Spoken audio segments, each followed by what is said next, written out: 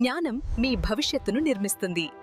Digital ప్రపంచంలో మీ విజయానికి మార్గదర్శి. ఇక్కడ మీరు నేర్చుకుంటారు, ఎదుగుతారు. Digital path with Ajay. Learn and grow and move forward. Hello, అందరికీ స్వాగతం. ఈరోజు మనం ఒక చాలా ముఖ్యమైన ప్రభుత్వ నోటిఫికేషన్ గురించి తెలుసుకోబోతున్నాం. ఇది ప్రత్యేకంగా చిత్తూరు జిల్లాలోని దివ్యాంగులైన అభ్యర్థుల కోసం ఉద్దేశించిన ఒక స్పెషల్ రిక్రూట్మెంట్ డ్రైవ్. దీని పూర్తి వివరాలేమిటో చూద్దాం. చిత్తూరు జిల్లాలో ఒక ప్రభుత్వ ఉద్యోగం సాధించాలని ఎదురుచూస్తున్నారా? అయితే ఈ విశ్లేషణ మీకోసమే. ఇది ఒక అరుదైన అవకాశం, కాబట్టి ప్రతి చిన్న విషయాన్ని కూడా శ్రద్ధగా గమనిద్దాం. అసలు ఈ నోటిఫికేషన్ ఎందుకు వచ్చింది? దాని ముఖ్య ఉద్దేశ్యమేంటంటే, దివ్యాంగుల కోసం గతంలో కేటాయించి భర్తీ కాకుండా మిగిలిపోయిన ఉద్యోగాలను, అంటే బ్యాక్లాగ్ ఖాళీలను ఇప్పుడు భర్తీ చేయడం. దీని గురించి మరిన్ని వివరాల్లోకి వెళ్దాం. సరే, ఈరోజు మనం ఈ నియామక ప్రక్రియను స్టెప్ బై స్టెప్ చూద్దాం. ముందుగా అసలు ఈ అవకాశమేంటి, ఎవరు అప్లై చేయొచ్చు, ఏ జాబ్స్ ఉన్నాయి, సెలక్షన్ ప్రాసెస్ ఎలా ఉంటుంది, మరి ముఖ్యంగా అప్లికేషన్ ఎలా పెట్టుకోవాలి, ఇలా అన్ని విషయాలు క్లియర్గా తెలుసుకుందాం. రైట్, ముందుగా ఈ రిక్రూట్మెంట్ డ్రైవ్ గురించి చూద్దాం. ఇది ఈరోజే కొత్తగా వచ్చిన విషయం కాదు, దీని వెనక ఒక నేపథ్యముంది. చూడండి, ప్రభుత్వం ఈ స్పెషల్ డ్రైవ్ను ఎప్పుడో 2002లో స్టార్ట్ చేసింది. దివ్యాంగుల కోసం ఉన్న బ్యాక్లాగ్ పోస్టులను భర్తీ చేయాలన్నది దాని లక్ష్యం. అప్పట్నుంచి దీన్ని కొనసాగిస్తూనే వస్తున్నారు. ఇప్పుడు మనం చూస్తున్న ఈ నోటిఫికేషన్ ఆ ప్రయత్నంలోనే ఒక ముఖ్యమైన భాగమన్నమాట. ఓకే, ఇప్పుడు చాలా ముఖ్యమైన విభాగానికి వచ్చేశాం.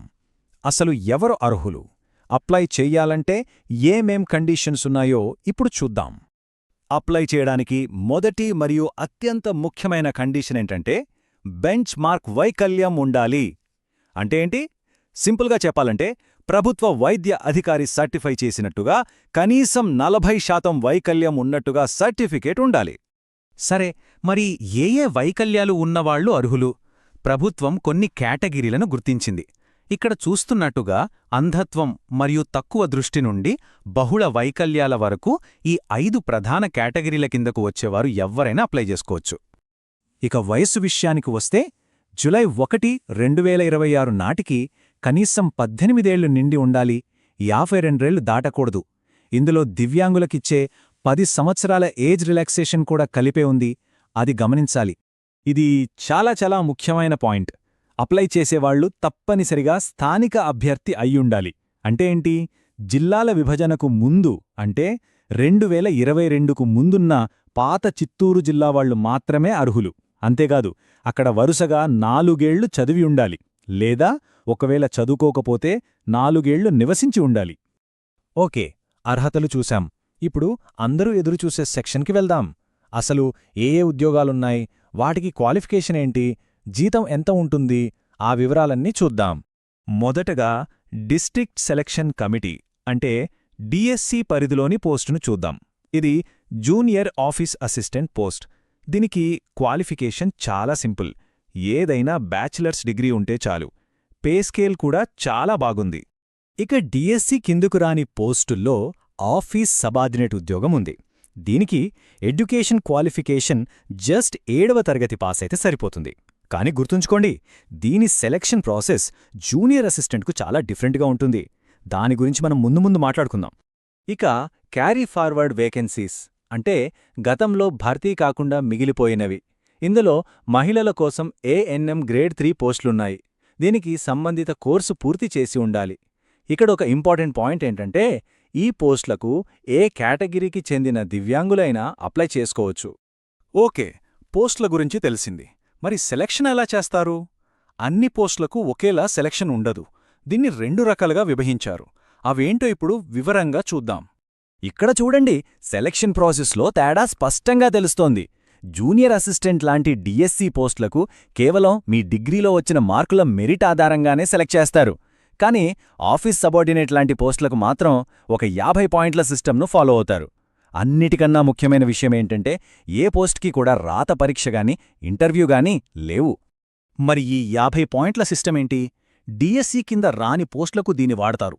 ఇక్కడ కేవలం చదువే కాదు, మీ ఏజ్, ఎంప్లాయ్మెంట్ ఎక్స్చేంజ్లో మీ సీనియరిటీ, ఇంకా మీ వైకల్యం తీవ్రత, వీటన్నింటికీ మార్కులిచ్చి టోటల్ స్కోర్ను లెక్కిస్తారు. సరే, అన్ని విషయాలు తెలుసుకున్నాం.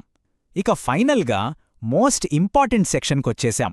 అప్లికేషన్ ఎలా ఫిల్ చేయాలి, ఎక్కడ సబ్మిట్ చేయాలి, ఆ ప్రాసెస్ ఏంటో స్టెప్ బై స్టెప్ చూసేద్దాం. అప్లికేషన్ ప్రాసెస్ చాలా సింపుల్గా ఉంది. ఫస్ట్ మీ పోస్టుకు కరెక్ట్ అప్లికేషన్ ఫారం నింపాలి. నెక్స్ట్ దానికి కావాల్సిన సర్టిఫికేట్స్ అన్నీ అటాచ్ చెయ్యాలి. ఆ తర్వాత మీరే పర్సనల్గా వెళ్ళి హెల్ప్ డెస్క్లో అప్లికేషన్ ఇవ్వాలి. Last and most important, application ఇచ్చినందుకు ఖచ్చితంగా రసీద్ తీసుకోవాలి. ఇది ప్రూఫ్ అన్నమాట. అప్లికేషన్ రిజెక్ట్ అవ్వకుండా ఉండాలంటే ఈ డాక్యుమెంట్స్ అన్నీ కరెక్ట్గా ఉండాలి. ఈ లిస్ట్ ఒకసారి చెక్ చేసుకోండి. మీ ఫోటో, డేట్ ఆఫ్ బర్త్ కోసం SSC memo, education certificates, SADAREM disability certificate, study certificates, employment card, ఇలా అన్నీ ఉన్నాయో లేదో చూసుకోండి. ఈ డేట్ బాగా గుర్తుపెట్టుకోండి.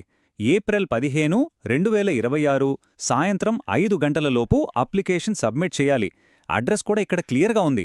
Assistant director office, Chittoor. ఒక్క నిమిషం లేటైనా అప్లికేషన్లు తీసుకోరు.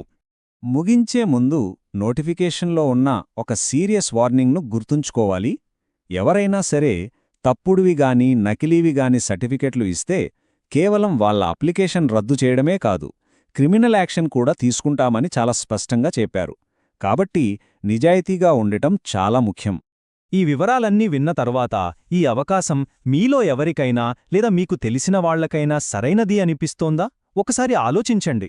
ఇది నిజంగా ఒక మంచి అవకాశం. అర్హత ఉన్నవాళ్లు తప్పకుండా దీన్ని సద్వినియోగం చేసుకోండి. ఈ సమాచారం ఉపయోగపడిందని ఆశిస్తున్నాను. ధన్యవాదాలు.